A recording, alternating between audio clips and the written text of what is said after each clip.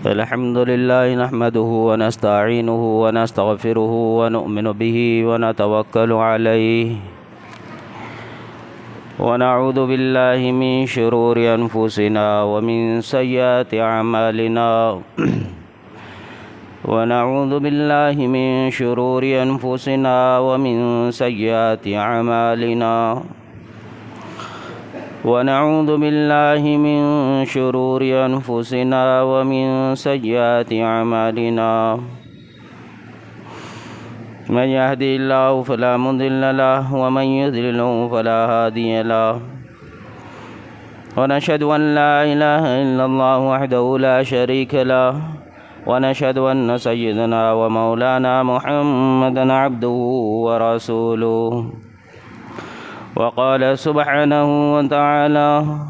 إن الله وملائكته يصلون على النبي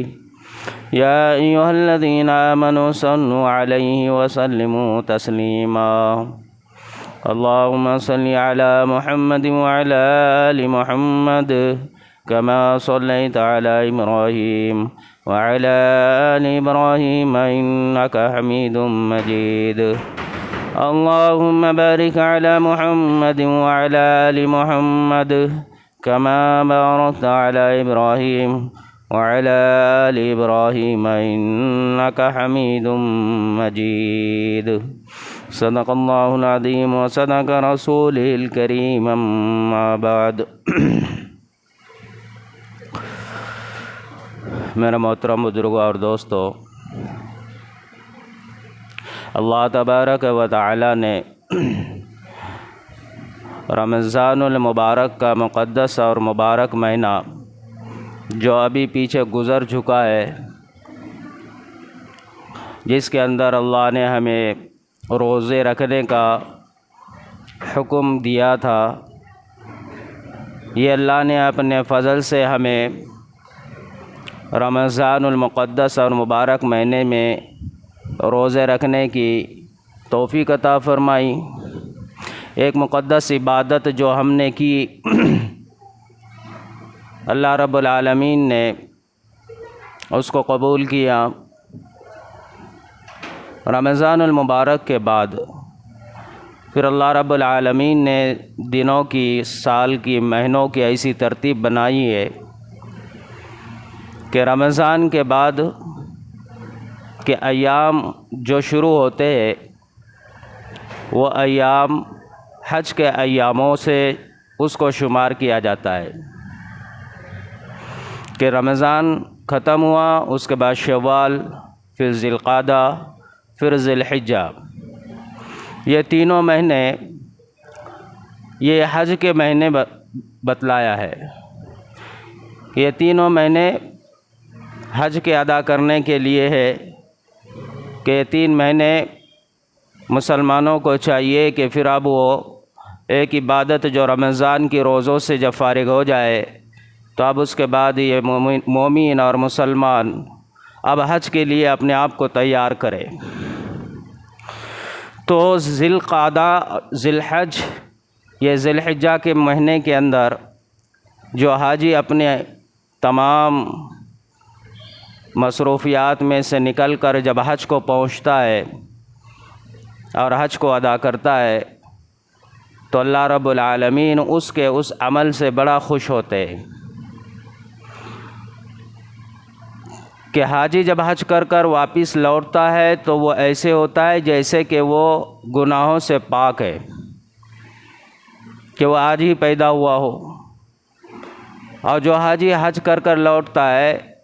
تو اللہ تبارک و تعالی اس کے لیے بہت بڑے بڑے انعامات جو اس کے حق میں ہیں، جو اللہ نے وعدے کیے ہیں، اللہ اس کو حقدار بناتا ہے۔ تو شوال کے بعد کا جو مہینہ ہے ذی القعدہ اور ذی الحج، شوال اور ذی القعدہ یہ 2 مہینے ایمان والے کو چاہیے کہ وہ حج کے لیے ترتیبیں بنائے اور اپنے ہی گریبان میں اپنے آپ کے اعمال کو اور اپنے اسباب کو، اپنے مال کو، اپنی ہر شے کو ٹٹولے اور دیکھے اور اس کا جائزہ لے کہ کیا میں وہ ہوں جس پر حج فرض ہے؟ کیا میرے پاس اتنا مال ہے، یا میرے پاس اتنی ضروریات سامان ہے، یا اتنا میرے پاس تجارتی سامان ہے، یا اتنے زیورات ہے کہ مجھ پر حج فرض ہو جاتا ہے کہ مجھے حج کو جانا چاہیے؟ تو فرمایا جب یہ انسان رمضان کے ختم ہونے پر اپنے چیزوں پر دھیان دیتا ہے اور جب اس کو پتہ چلتا ہے کہ میرے پاس تو اتنا مال ہے کہ میں حج کو جا سکتا ہوں،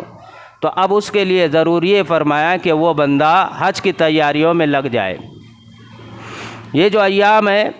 قرآن نے اس کو کہا ہے الحج اشہر معلومات، کہ یہ وہ ایام ہے جس میں ایمان والے کو حج کرنے کی ترتیب بتلائی گئی، ایمان والے کو حج کرنے کا حکم دیا گیا۔ یہ وہ دن ہے، یہ وہ ایام ہے جس میں ایمان والے کو اپنے ذات سے اس عمل تک پہنچنے کے لیے دل سے خوش ہو کر آگے بڑھنے کے لیے تیاریوں میں لگنا چاہیے۔ اور حج کو کس کو جانا چاہیے، حج کس پر فرض ہے، قرآن نے اس کو بھی بتلایا۔ وَلِلَّهِ عَلَى النَّاسِ حِجُّ الْبَيْتِ مَنِ اسْتَطَاعَ إِلَيْهِ سَبِيلًا،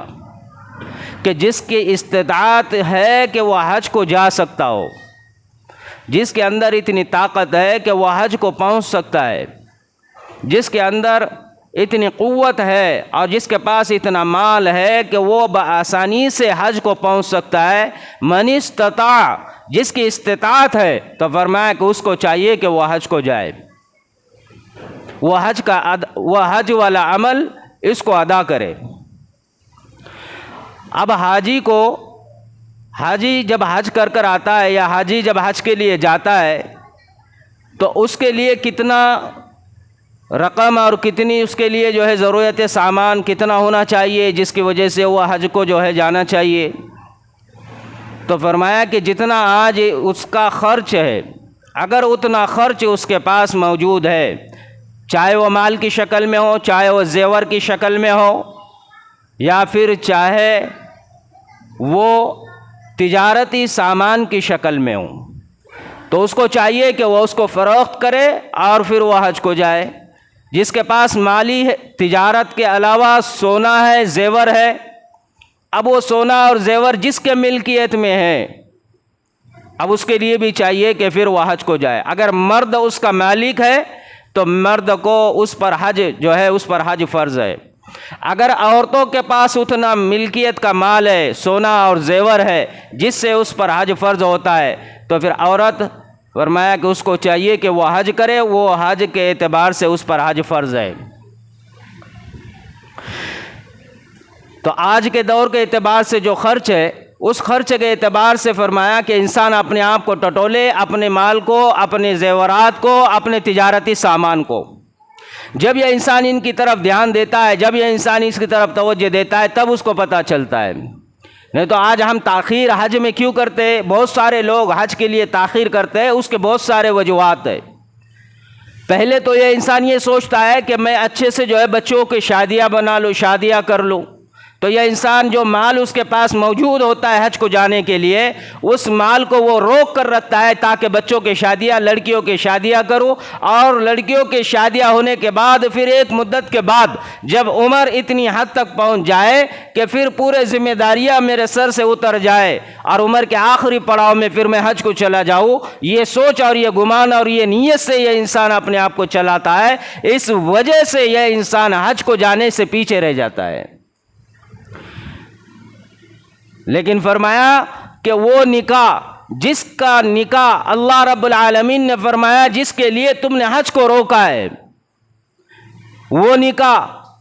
تو وہ نکاح شریعت کے اعتبار سے اور اللہ کے حکم سے جو نکاح جس کو قرار دیا گیا ہے، وہ تو بہت آسان نکاح ہے، جس کے اندر مال اور دولت کو لٹانے کی اجازت نہیں ہے، نہ جہیز دینے کی اجازت ہے، نہ جہیز مانگنے کی اجازت ہے، دینا بھی حرام ہے، لینا بھی حرام ہے، نہ کہ لاکھوں اور ہزاروں براتیوں کو کھانا پکوان پکوا کر کھلانا، اچھا سی ڈشیں بنا کر اور نمونے کے کھانے پکوا کر، ایسے کھانے جو ہوٹلوں سے بھی اعلیٰ کھانے ہیں، ایسے کھانے پکوا کر لوگوں کو کھلا کر پیسوں کا صرف اور پیسوں کی فضول خرچی کرنا، فرمایا کہ اس طریقے سے مال کو جمع کر رکھنا اور پھر وہاں پر لٹا دینا، یہ اسلام نے پسند نہیں کیا ہے، یہ شریعت نے پسند نہیں کیا ہے، نہ یہ اللہ نے پسند کیا ہے، نہ یہ اللہ کا اصول ہے، نہ اللہ نے ایسے نکاح کرنے کو کہا، نہ ایسے نکاحوں میں اللہ نے برکت کو کہا، نہ ایسے نکاحوں کے ذریعے سے اللہ نے فرمایا ہے کہ تمہاری زندگی خوشحال ہوگی اور تم نے بہت بڑا نیکی کا کام کیا ہو، نہیں۔ اللہ رب العالمین نے تو فرمایا کہ نکاح ایسے کرو جیسے کہ ایک آسان عمل ہے، ایک ضرورت ہے، اور وہ ضرورت ایسی ہے تمہاری جیسا کہ پانی ایک ضرورت ہے، کھانا ایک ضرورت ہے، اور تمہارے لیے ضرورت سامان دنیا کی چیزیں جو تم کو میسر ہوتی ہے، لگتی ہے، تم اس کو لے لیتے ہو اور تم اس کو اپنے لیے استعمال کرتے ہو، جیسے یہ ساری دنیا کی چیزیں ضرورت ہے، ایسی نکاح ایک ضرورت ہے۔ بلکہ آگے اللہ کے رسول صلی اللہ علیہ وسلم نے تو یہاں تک فرمایا النکاح نصف الایمان، کہ نکاح تو آدھا ایمان ہے، نکاح تو آدھا ایمان ہے، اور فرمایا کہ نکاح پھر عبادت ہے،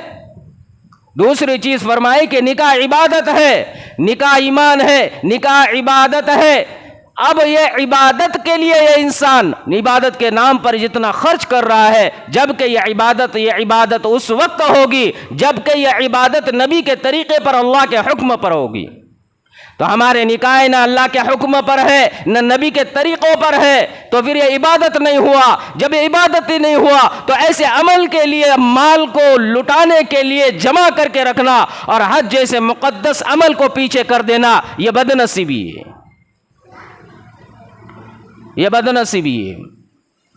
نکاح نبی علیہ السلام خیبر میں پہنچتے ہیں، وہاں سے واپس آتے ہیں، راستے ہی میں حضرت صفیہ رضی اللہ تعالیٰ عنہ سے نکاح ہوتا ہے، راستے ہی میں رخصتی ہوتی ہے۔ نبی علیہ السلام حضرت انس رضی اللہ تعالیٰ عنہ کو کہتے ہیں کہ انس لاؤ ولیمہ ہے، کوئی کھانے کی اشیاء ہو تو لا کر رکھ دو۔ حضرت انس رضی اللہ تعالیٰ عنہ دسترخوان پر کھجورے رکھتے ہیں، جو جس کے پاس جو میسر ہوتا ہے وہ رکھتے ہیں اور کہتے ہیں کہ کھاؤ، یہ ولیمہ ہے، یہ نکاح ہے۔ نبی علیہ السلام عمرہ کے لیے اپنے آپ کو لے جاتے ہیں، جب عمرہ سے واپسی پر اللہ کے حبیب صلی اللہ علیہ وسلم جب لوٹتے ہیں، راستے ہی میں نبی علیہ السلام کا نکاح ہوتا ہے، اور نکاح حضرت میمونہ رضی اللہ تعالیٰ عنہ سے ہوتا ہے، اور نکاح ایسے ہوتا ہے کہ راستے ہی میں رخصتی ہوتی ہے اور راستے ہی میں ولیمہ ہوتا ہے، یہ نکاح ہے۔ نکاح حضرت عبد الرحمن بن عوف رضی اللہ تعالیٰ عنہ اپنے گھر سے اپنے آپ کو مسجد نبوی میں لے کر آتے ہیں، جیسے نبی علیہ السلام ان کو دیکھتے ہیں، ان کے جسم کے اوپر ایک ہلدی کا جو ایک زعفران کا نشان لگا ہوا ہوتا ہے، جو ہلدی کی شکل میں ہوتا ہے، یعنی کہ پیلے رنگ کا ہوتا ہے۔ نبی علیہ السلام دیکھ کر سمجھ جاتے ہیں، پہچان جاتے ہیں یہ کوئی عام نشان نہیں ہے، کیونکہ اس دور کے اندر زعفران کے اندر، عطر کے اندر مکس کر کر یہ دلہن کو لگایا جاتا تھا، کپڑوں کے اوپر خوشبو لگائی جاتی تھی، وہ کپڑے کی خوشبو حضرت عبد الرحمن بن عوف کے جسم پر لگی ہوئی تھی، اس کا داغ لگا ہوا تھا۔ ویسے ہی نبی علیہ السلام کے مسجد نبوی میں پہنچتے ہیں، نبی علیہ السلام دیکھ کر سمجھ جاتے ہیں اور کہتے ہیں کہ عبد الرحمن تم نے یہ جو نشان نظر آ رہا ہے، کیا یہ نشان نکاح کا ہے؟ کیونکہ یہ عام نشان نہیں ہے، کیا تم نے نکاح کیا ہے؟ تو عبد الرحمن بن عوف کہتے ہیں کہ یا رسول اللہ میں نے نکاح کیا ہے۔ نبی علیہ السلام موجود ہے، نبی علیہ السلام کے موجودگی میں حضرت عبد الرحمن بن عوف رضی اللہ تعالیٰ عنہ نے نہ شور شرابہ کیا، نہ مال کو لٹایا، نہ بڑی بڑی پارٹیاں کی، نہ بڑی بڑی دعوتوں کا انتظام کیا، نہ لوگوں کے لیے کھانوں کا بڑا بڑا جو ہے انتظام کر کر لوگوں کو جمع کیا، کوئی شکل نہیں۔ یہاں تک کہ نبی علیہ السلام کے لیے انہوں نے یہ سوچا کہ نبی علیہ السلام کو آنے میں جانے میں تکلیف نہ ہو، نبی علیہ السلام کے آرام میں تکلیف نہ ہو، نبی علیہ السلام کو میرے وجہ سے کسی طرح سے کوئی اذیت نہ پہنچے، اس لیے انہوں نے نبی علیہ السلام کو اپنے نکاح میں کہ ان کو تکلیف نہ ہو، اس لیے نبی علیہ السلام کو نکاح میں بھی بلانا پسند نہیں کیا، کہ اذیت نہ ہو میرے ذریعے۔ ایسے نکاح کیا کرتے تھے صحابہ، ایسے نکاح ہوتے تھے نبی علیہ الصلوۃ والسلام کے، ایسے نکاح کرنے کی تعلیم دی ہے۔ اور اللہ کے حبیب صلی اللہ علیہ وسلم نے فرمایا النکاح آدم، نبی علیہ الصلوۃ والسلام نے فرمایا ان آدم النکاح برکہ۔ پتا ہے کہ برکت والا نکاح کون سا ہے، برکت والی عبادت کون سی ہے؟ تو کہا کون سا ہے؟ کہا کہ وہ جس کے اندر مال سب سے کم خرچ ہوتا ہو۔ آج بتاؤ ہم حج کو نہیں جا رہے تو وجوہات کیا ہے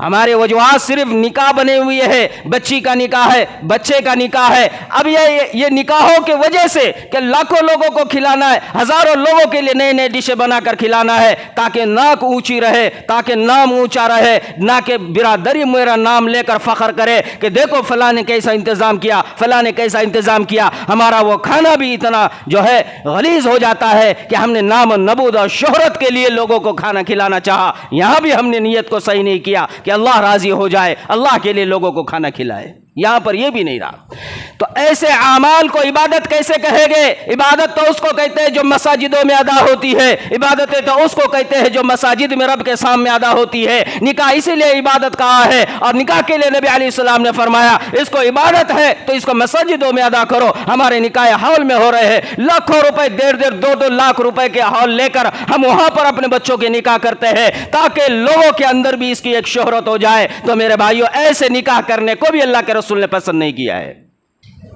نکاح عبادت ہے، وہ مسجد میں ہے تو مسجد میں کون سا ہمیں جو ہے یہاں خرچ ہوتا ہے؟ عبادتیں کہاں ہوتی ہے؟ نمازیں کہاں پڑھتے ہیں ہم؟ زکات اور اس کے علاوہ سنتیں اور نوافلیں کہاں پڑھتے؟ تراویح کہاں پڑھتے؟ عیدوں کی نمازیں ہم کہاں پڑھتے ہیں؟ جس کو ہم عبادتیں کہتے ہیں ہم اس کو کہاں ادا کرتے ہیں؟ ہم خود اپنے آپ سے پوچھیں، ہم یہ سارے عبادتیں مساجدوں میں ادا کرتے ہیں۔ تو پھر یہ عبادت جس کو عبادت کہا ہے نکاح کو، پھر یہ نکاح ہمارے ہال میں کیوں چلے گئے؟ یہ نکاح ہمارے جو ہے مارکیٹ اور بازار میں کیوں چلے گئے؟ یہ نکاحوں میں پھر اتنے بڑے بڑی جو ہے تو تدبیریں اور تدابیریں کیوں بن گئی؟ یہ سب کے سب یہودی، عیسائی، نصرانیت کی جو ہے تو طرز عمل ہے، ہم نے ان کے راستوں کو اختیار کر لیا، ہم نے اپنی عبادت کو بھی عبادت سے خارج کر دیا۔ اس لیے آج ہمارا پیسہ فضول خرچی ہو رہا ہے، اس لیے آج ہمارا پیسہ ایسے لٹایا جا رہا ہے جس کا نہ ہمیں نفع ہے نہ ہماری نسل کو نفع ہے۔ جس کا نکاح ہو رہا ہے اس کو بھی نفع نہیں، اور جو نکاح کر رہا ہے اس کو بھی نفع نہیں، نفع کسی اور کا ہے۔ نہ یہ اپنے پیسوں سے حج کو جا سکتا ہے، نہ یہ پیسوں سے اپنے بال بچوں کے لیے، نہ اپنے لیے بچوں کے فیوچر کے لیے کوئی تدبیر اور پلان کر سکتا ہے۔ یا انسان نے دنیا کے لیے جینا پسند کیا، یا انسان نے دنیا کو پسند کیا، یا انسان نے دنیا کی خواہشات اور لذت کو پسند کیا، اس کا اثر یہ ہوا یہ دین سے دور ہوا، اللہ کے حکم سے دور ہوا، نبی کے طرز اور طریقوں سے دور ہوا، شریعت اور اسلام سے دور ہو گیا۔ اس نے اپنے آپ کو اسلام اور شریعت سے اتنا دور کیا کہ یہ عبادتوں کے لیے بھی مساجدوں کو پسند نہیں کر رہا ہے۔ تو میرے بھائیوں، من استطاع الیہ سبیلا، جس پر فرمایا استطاعت ہے کہ وہ حج کو جا سکتا ہے اس کو جانا چاہیے۔ اللہ کے حبیب صلی اللہ علیہ وسلم نے فرمایا کہ جتنا خرچ وہاں جانے کا لگتا ہے، آج کے دور میں یہاں نکاح کا بھی خرچ اتنا ہی ہے، اتنا ہی خرچ ہے جتنا یہاں نکاح کے لیے لگتا ہے۔ نکاح اگر آسان اور سنت طریقے پر ہو جائے تو حج فرض ادا ہوگا۔ اور میں تمہیں نبی علیہ الصلوۃ والسلام کی ایک حدیث سناؤں۔ نبی علیہ الصلوۃ والسلام نے فرمایا جس پر حج فرض ہو گیا اور جس پر حج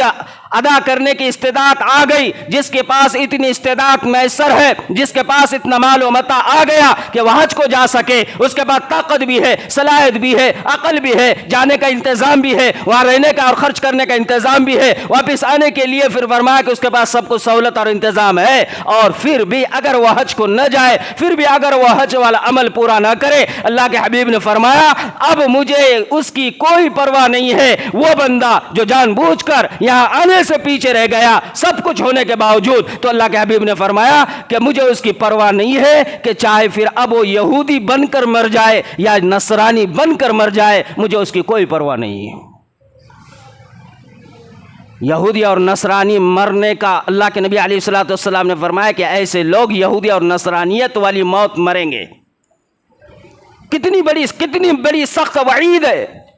ہم نے اس کے علاوہ دوسرا طرز ہمارا یہ اختیار کر لیا، گھر بنائیں گے، گھر کے لیے ہم نے اپنے آپ کے مال کو جمع کر کر رکھنا پسند کیا، اور جوڑ کر گھر کے انتظامات کے لیے مال کو اتنا جمع کرنا پسند کیا کہ لاکھوں کروڑوں روپے ہم نے گھر کے اندر لگانے کے لیے جمع کیے، لیکن حج کو جانے کے لیے جمع نہیں کیا، جبکہ اللہ کے حبیب نے فرمایا یہ دنیا کیا ہے، وَمَا الْحَيَاةُ الدُّنْيَا إِلَّا مَتَاعُ الْغُرُورِ لَا يَغُرُّنَّكَ تَقَلُّبُ الَّذِينَ كَفَرُوا فِي الْبِلَادِ، یہ دنیا کیا ہے، یہ دھوکے کی جگہ ہے، یہ دنیا کیا ہے، یہ کل من علیہا فان، یہ سب کچھ فنا اور مٹنے والا ہے، یہ سب کچھ چھوٹنے اور ٹوٹنے والا ہے، تم یہ بقا اور باقی رہنے والے اشیاء کے لیے گھر کو کیوں ترجیح دیتے ہو، جبکہ تم پر حج فرض ہے تو پہلے حج کر لو۔ اللہ کے حبیب نے فرمایا جو حج کرتا ہے، جو عمرہ کرتا ہے، اللہ کے حبیب نے فرمایا کہ ایسے شخص پر اللہ ایسا خاص انعام کرتے ہیں کہ اللہ اس کو مزید مالدار بناتے ہیں، اس کے روزیوں کے دروازے اور راستے کھول دیتے ہیں،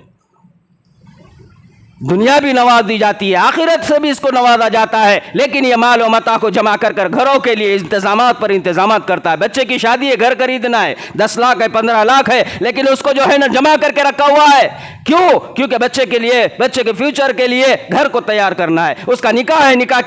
کے لیے جو ہے تو گھر کو خریدنا ہے۔ نبی علیہ الصلوۃ والسلام نے جتنے نکاح کیے ہیں، جتنے بھی، ایک بھی نکاح ایسا نہیں ہوا جس میں نبی علیہ الصلوۃ والسلام کا نکاح ہوا ہو اور پہلے سے گھر موجود ہو۔ ایک بھی گھر ایسا نہیں تھا کہ نکاح ہوا ہے اور گھر موجود ہے، بلکہ نبی علیہ الصلوۃ والسلام نے پہلے نکاح کیا، بعد میں گھر کا انتظام ہوا۔ پورے 9 نکاح ہو گئے، نبی علیہ الصلوۃ والسلام کے 11 نکاح ہو گئے، لیکن ہر نکاح میں نبی علیہ الصلوۃ والسلام نے نکاح کے بعد گھر کا انتظام کیا، نکاح سے پہلے ایک بھی گھر کا انتظام نہیں ہوا۔ اور ہم نے تو بچپن ہی سے تدبیریں بنا کر جمع کر پونجیوں کو جمع کر رکھنا پسند کیا۔ اور کیوں نہیں جاتے ہو حج کے لیے؟ کیوں ارادہ نہیں آتا، کیوں ذہن نہیں آتا؟ شیطان نے اور نفس نے دماغ پر یہ چھاپ ڈال دی ہے اور یہ کہا ہے کہ اب تمہیں چاہیے کہ ایک عمر ہونے کے بعد، عمر سب ذمہ داریوں سے بری ہونے کے بعد اور سارے ذمہ داریاں جب ادا ہو جائے، اس کے بعد ایک عمر کی مقدار پر پہنچ جائے، جب ریٹائرمنٹ ہو جائے، اس کے بعد چاہیے کہ پھر میں حج کو چلا جاؤں۔ یہ خواب اور یہ گمان اور یہ سوچ رکھ کر چلنے والا جس پر حج فرض ہے، اس کو یہ وعید جو حدیث نبوی ہے اس سے ڈرنا چاہیے کہ نبی علیہ السلام فرماتے ہیں کہ مجھے اس کی پرواہ نہیں ہے کہ پھر یہودی ہو کر مر جائے یا نصرانیت پر مر جائے۔ یہ نبی علیہ السلام کا فرمان ہے۔ آج ہم نے عبادتوں سے اپنے آپ کو اتنا خالی کر دیا ہے، نکاح جیسی چیز کو ہم نے عبادت سے نکال دیا، ہم نے اپنے آپ کو بچوں کے فیوچر کے لیے اپنے آپ کو دین سے باہر نکال دیا، ہم نے مساجدوں سے باہر نکال دیا، حج جیسے مقدس اور مبارک عمل سے ہم نے اپنے آپ کو پیچھے کر دیا۔ کیوں پیچھے کر دیا؟ تو کہا کہ استطاعت نہیں ہے، جبکہ استطاعت سب کچھ ہے۔ جس کے پاس مال ہے اس پر استطاعت ہے، اس پر حج فرض ہے۔ جس کے پاس سونا ہے، اتنا زیور ہے کہ وہ بیچ کر جا سکتا ہے تو اس پر حج فرض ہے۔ جس کے پاس مال تجارت اتنا ہے کہ اس کو بیچ کر جا سکتا ہے تو اس پر حج فرض ہے۔ اگر یہ تینوں چیزیں ہو کر بھی نہ جائے تو اس کو بڑی سخت وعید ہے، اس کو ڈرنے والی بات ہے۔ اگر زندگی میں ایک فرض حج ادا نہیں کیا، ایک فرض ادا نہیں کیا تو میرے بھائیوں قیامت کے دن، موت کے وقت اللہ ہی اس کو جانتا ہے اس کا کیا حال ہوگا۔ فرض ہے وہ فرض، جیسے نماز فرض، روزہ فرض، یا اسی حج فرض ہے۔ اور فرض کا انکار کرنے والا، فرض سے پیچھے اپنے آپ کو کرنے والا، فرض میں تاخیر کرنے والا، ایک ایک لمحہ، ایک ایک سیکنڈ گنہگار بنتے چلتا ہے۔ ایک ایک لمحہ، ایک ایک سیکنڈ ہم کو احساس ہی نہیں ہے، آنے والا ہر دن گناہ۔ ہماری عمر 10 سال پہلے اگر ہمارے پاس، یا 5 سال یا 2 سال پہلے اگر ہمارے پاس اتنا مال ہے کہ ہم حج کو جا سکے، نہیں گئے، یہ 2 سال سے رات اور دن اور ہر لمحہ گناہ والی زندگی میں ہم شمار ہو رہے ہیں۔ ہر وقت لمحہ در لمحہ فرشتے لکھ رہے ہیں فلاں ابن فلاں گنہگار ہے، کیونکہ اس نے حج والے عمل سے تاخیر کی ہے۔ حج والے عمل سے جس نے تاخیر کرتے رہا وہ گنہگار میں زندگی گزار رہا ہے۔ یہ نبی علیہ الصلوۃ والسلام اور اللہ کا دیا ہوا دین ہے، جس کو قرآن کہتا ہے الحج اشہر معلومات، کہ یہ ایام، یہ مقدس ایام، یہ گنتی کے دن، یہ جو 3 مہینے ہیں، یہ 3 مہینے شوال سے اس کو لاگو کر دیا۔ یہ حج کے ایام ہے شوال سے۔ کیوں کہا کہ شوال میں تم ترتیب بناؤ نہ بنے، ذی القعدہ میں ترتیب بناؤ نہ بنے، ذی الحجہ میں ترتیب بناؤ۔ 3 مہینے تک اس کی ترتیب بنانے اور حج کے ایام میں ان کو شمار کیا۔ الحج اشہر معلومات کا ہے اس کو۔ اور پھر فرمایا کہ اب جب تم پر حج فرض ہو جائے تو تمہیں چاہیے کہ اب تم حج کو پہنچ جائے۔ جب انسان حج کو پہنچتا ہے اللہ کے پاس، اللہ اس پر بڑا رحم کرتا ہے۔ اللہ کے حبیب صلی اللہ علیہ وسلم نے فرمایا کہ جب انسان حج کے لیے اپنے گھر سے نکلتا ہے، ایک ایک قدم پر اس کے جو ہے فرمایا کہ ایک ایک گناہ کو مٹا دیا جاتا ہے، ایک ایک نیکی اس کی لکھی جاتی ہے، اور اس کی ایک ایک جو ہے جنت کے اندر درجات کو بلند کر دیا جاتا ہے۔ قرآن کہتا ہے من جاء بالحسنۃ فلہ عشر امثالھا، ایک کے بدلے پھر اللہ اس کو 10 دیتا ہے، ایک ایک قدم پر 10 گناہ معاف ہوتے ہیں۔ پھر قرآن کہتا ہے مثل الذین ينفقون اموالهم فی سبیل اللہ کمثل حبۃ انبتت 7 سنابل فی کل سنبلۃ 100 حبہ، کہ اب یہ ایک ایک قدم پر آگے اللہ اس کو مزید بڑھا کر 700 تک اس کو لے جاتا ہے، ایک قدم پر 700 نیکی عطا فرماتا ہے۔ پھر قرآن آگے کہتا ہے، اللہ کہتا ہے یہ تقوی کے ساتھ اور صبر کے ساتھ اور مجھ پر توکل کرتے ہوئے اپنے آپ کو نکالتا ہے تو پھر میں اس کو اب اتنا دوں گا، انما یوفی الصابرون اجرهم بغیر حساب، اس کی کوئی انتہا نہ ہوگی۔ اب دیکھو حج کو جانے کے لیے کتنے قدم لگتے ہیں، کتنے دور تک انسان، کتنے لمحات، کتنے گھنٹے ہر وقت سفر میں رہتا ہے۔ اللہ کے حبیب صلی اللہ علیہ وسلم نے فرمایا ہر سیکنڈ اور ہر لمحے پر، ہر قدم پر اللہ اس کو بے حساب اس کے نام اعمال میں نیکیاں لکھ دیتا ہے۔ اور اللہ کے حبیب نے فرمایا جب یہ حج کر واپس آتا ہے اور حج کے ایام پورے کر دیتا ہے، اس کی مغفرت کر دی جاتی ہے اور پھر اپنی زندگی میں بدلاؤ لا کر جیتا ہے اور اسی پر مرتا ہے، تو قیامت کے دن اللہ کے حبیب صلی اللہ علیہ وسلم نے فرمایا اللہ نے جنت کے جو دروازے بنائے ہیں اس میں ایک دروازہ خاص حاجیوں کے لیے بنایا ہے، اور اس دروازے سے اعلان کر دیا جائے گا او حاجیوں تمہیں یہاں سے اللہ نے آنے کا انتظام کیا ہے، آ جاؤ، تم نے بڑی مشقت اور مجاہدے کے ساتھ اللہ کے گھر تک تم نے اپنے آپ کو لے کر اپنے آپ کو تھکایا تھا، اپنے عشق کا، محبت کا اظہار کیا تھا، اللہ کے ساتھ تم نے لو لگائی تھی، آج اللہ نے تمہارے لیے جنت کا دروازہ کھول دیا ہے، اس میں سے صرف وہی لوگ جائیں گے جو حجی ہو گئے۔ حضرت ابن مالک رضی اللہ تعالیٰ عنہ وہ فرماتے ہیں کہ میں اپنے گھر سے باہر نکلا دوپہر کے وقت، اتنی سخت گرمی اور اتنی شدید گرمی تھی کہ پرندے اپنے آپ کو انہوں نے سایوں کے اندر بٹا لیا تھا، بستی کے سارے لوگوں نے اپنے آپ کو گھر کے اندر بٹا لیا تھا، بستی میں روڈ پر اور بستی سے دروازے سے باہر کوئی ایک بندہ بھی نظر نہیں آتا تھا، اور سامنے اڑتا ہوا کوئی ایک پرندہ بھی نہ آتا تھا، کیونکہ اتنی سخت گرمی تھی اور اتنی سخت دھوپ تھی، اتنی تفتیش تھی کہ لوگ پرندوں نے بھی اپنے آپ کو جو ہے سایوں کے اندر، پتوں کے اندر چھپا لیا تھا۔ مجھے کوئی حاجت تھی، میں نے اپنے آپ کو گھر سے باہر نکالا، میں جب گھر سے باہر نکلا تو میں کیا دیکھتا ہوں، روڈ کے اوپر ایک بندہ چل رہا ہے، اور وہ کیسے چل رہا ہے، اپنے جو ہے سرین کے بل چل رہا ہے، پیر دونوں آگے ہے، زمین پر اپنے ہاتھوں سے گھسٹ کر آگے چل رہا ہے۔ میں اس کے قریب گیا، میں نے اس کو سلام کیا، اس نے سلام کا جواب دیا، میں نے پوچھا کہ اللہ کے بندے تو کہاں جا رہا ہے اور کیوں نکلا ہے، اور اپنی اتنی سخت اور شدید دھوپ کے اندر تو نے اپنے آپ کو کیوں باہر نکالا، تو وہ مجھ سے کہنے لگ گیا کہ میں حج کو نکلا ہوں اور اسی طریقے پر میں اللہ کے سامنے اپنے آپ کو لے جانا چاہ رہا ہوں، لہذا میں نے حج کے لیے اپنے آپ کو گھر سے نکالا، میں حج کے لیے اپنے آپ کو اللہ کے پاس پہنچا رہا ہوں، لہذا میں اسی طریقے سے حج تک پہنچوں گا اور حج والا عمل پورا کروں گا۔ حضرت مالک بن دینار کہتے، حضرت ابن مالک کہتے کہ میں نے یہ جب سنا، میں نے اس سے کہا کہ اللہ کے بندے تو اتنی تکلیف کے اندر اور اتنی شدید دھوپ کے اندر اور اتنی گرماہٹ کے اندر، اتنے دوپہر کے وقت تو اتنے سختی کے اندر کیوں جا رہا ہے، لہذا تھوڑے دیر کے لیے میں گھر میں آ جا تو آرام کر لے، آرام کر شام کے وقت میں تو اپنے آپ کو یہاں سے لے جا۔ تو وہ سامنے سے کہنے لگ گیا کہ ابن مالک کیا مجھے آپ یہ بتائے کہ میں جس رب کے پاس جا رہا ہوں، میں جس رب کے قریب جا رہا ہوں، یہ میرے اور رب کے بیچ میں بھی کتنا لمبا سفر اور کتنا لمبا فاصلہ ہے، کیونکہ بہت سارے لوگوں کے پاس سہولتیں ہیں، انتظامات ہیں، انہوں نے اپنے آپ کو سواریوں سے لے جانا ہے، میرے پاس سواری کوئی نہیں ہے، لہذا مجھے پہنچنے میں دیر اور تاخیر ہو جائے گی، کہ ایسا نہ ہو کہ میں تھوڑے دیر آپ کے گھر میں رک جاؤں اور حج کے ایام نکل جائے، حج کا دن اور ٹائم اور وقت نکل جائے اور میں وہاں پر لیٹ پہنچ جاؤں، لہذا میں پسند نہیں کرتا کہ میں آپ کے گھر کے اندر آرام کر لوں۔ تو حضرت ابن مالک کہنے لگ گئے کہ اللہ کے بندے اچھا ایک کام تو یہ کر کہ شام تک تو انتظار کر، میں شام میں تیرے لیے ایک اچھا بہترین سواری کا انتظام کر دوں گا، وہ سواری کے اوپر سوار ہو کر تو آرام سے اللہ کے گھر پہنچ جانا، آرام سے حج کر لینا۔ تو وہ سامنے سے کہنے لگ گیا کہ ابن مالک میں تو تمہیں بڑا عقل مند سمجھتا تھا، میں تو تمہیں بڑا ہوشیار سمجھتا تھا، کہ میں نے دیکھا کہ تم مجھے یہ بتاؤ کہ جو رب جس نے زمین کو بنایا، آسمان کو بنایا، پھر انسان انسان کو اپنے مرضی سے بنایا، پھر اس کو روزی بھی دے دی، اس کو ساری اشیاء سے بھی نوازا، اس کو ساری نعمتوں سے بھی نوازا، اور نوازنے کے بعد پھر یہ انسان گناہ کر بیٹھے،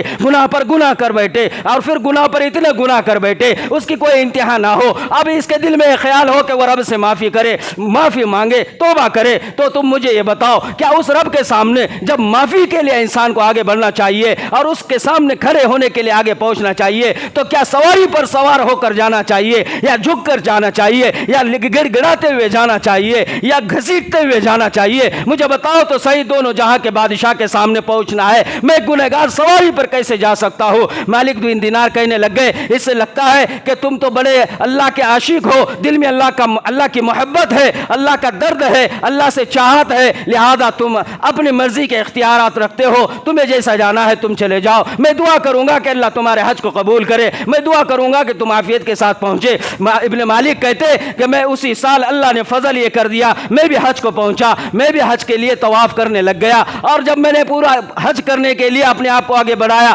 میں وہاں سے آگے بڑھ کر جمرات کے اوپر پہنچا، میں وہاں پر کنکرے مارنے لگ گیا، تو آگے ایک جمرات کے ساتھ بہت سارے لوگ ایک ساتھ جڑے ہوئے ہیں، بہت سارے لوگ ایک ساتھ کھڑے ہوئے ہیں، اور جو بہت سارے لوگ اپنے آپ کو ہائے ہائے کر رہے ہیں، اور اتنا سارا مجمع دیکھ کر میں بھی حیران ہوا۔ میں آگے بڑھا اور میں نے پوچھا کہ کیا ہوا، کیا بات ہے؟ تو لوگ کہنے لگ گئے کہ دیکھو یہاں پر ایک بندہ ہے جو بہت عاجزی سے اللہ کے سامنے دعا کر رہا ہے، اس کی دعا سے ہم سب کو رونا آ رہا ہے، لہذا ہم اس کے دعا پر آمین کہنے کے لیے بیٹھے ہوئے ہیں، اس کی دعا پر آمین کہنے کے لیے اپنے آپ کو رکایا ہوا ہے۔ حضرت ابن مالک کہتے مجھے تو بتاؤ کہ کون ہے؟ وہ آگے بڑھے اور دیکھتے ہیں تو کیا دیکھتے ہیں کہ یہ وہی بندہ ہے جو ان کے بستی سے نکل رہا تھا، یہ وہی بندہ ہے جو گھسیٹتے ہوئے اپنے آپ کو رب کے سامنے لے جا رہا تھا۔ وہ دیکھ کر حیران ہو گئے، وہ قریب گئے، وہ دعا کرنے لگ گیا تھا، وہ دعا کے الفاظ کو سننے لگ گئے، تو وہ دعا میں کہہ رہا تھا الہ العالمین، میں نے میرے استطاعت کے مطابق اپنے آپ کو تیرے گھر تک گھسیٹتا ہوا لایا، میں نے اپنے آپ کو تیرے گھر کے سامنے لا کر بچھا دیا۔ الہ العالمین تو جانتا ہے میرے پاس کچھ نہیں ہے، میرے پاس سوائے اس احرام کے، سوائے اس کپڑے کے کچھ نہیں ہے، لہذا مال نہیں ہے، سواری نہیں ہے، میں نے اپنے آپ کو تجھ تک پہنچایا۔ اب میں کیا دیکھ رہا ہوں، یہ سارے لوگوں نے حج کیا، یہ سب کے سب قربانیاں کر لیں گے، سب کی سب جانوروں کی قربانیاں دے کر اللہ تجھ کو راضی کریں گے۔ اے الہ العالمین، میرے پاس اتنا مال نہیں ہے کہ میں تیرے لیے قربانی دے سکوں، میں تیرے لیے جانور کو قربان کر کر جو ہے تو اس کو ذبح کر سکوں۔ اللہ میں تجھ سے آج سوال کرتا ہوں، میرے پاس کوئی جانور نہیں ہے، میرے پاس کوئی مال نہیں ہے، لہذا الہ العالمین آج میں تجھ سے یہ کہتا ہوں کہ آج میں اپنے آپ کو تیرے نام پر قربان کرنا چاہتا ہوں، میں اپنے آپ کی جان کو تجھ کو ہبہ دینا چاہتا ہوں۔ اے اللہ تو میرے جان کو قبول کر لے، لہذا اے اللہ میری جان ہی ہے جو میں تجھ پر قربان کر سکتا ہوں، میری جان ہی ہے جو میں تجھ پر لٹا سکتا ہوں، اس کے علاوہ میرے پاس کچھ نہیں ہے۔ اس نے یہ دعا کہی اور یہ دعا کہہ کر آسمان کی طرف کہا۔ ابن مالک کہتے میں نے دیکھا اس نے ابھی ہاتھ کو آسمانی کی طرف تھا، نگاہ آسمانی کی طرف لگی ہوئی تھی، زور سے اللہ اکبر کا نام لیا اور کلمہ شہادت کو اپنے زبان سے ادا کیا، اشہد ان لا الہ الا اللہ، اور جیسے یہ کلمہ شہادت کر لیا وہ اس دنیا سے فوت ہو گیا، مر کر زمین پر گر گیا۔